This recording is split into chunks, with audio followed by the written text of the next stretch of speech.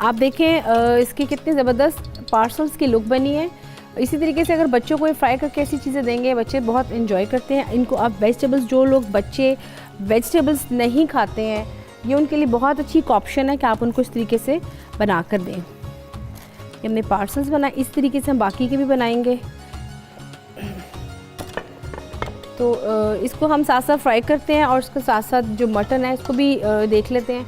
तो व्यूअर्स, जब तक मैं इसको फ्राई करती हूँ साथ साथ पार्सल्स को, और तब तक आप इसका देख लें recipe card chilli chicken parcels का।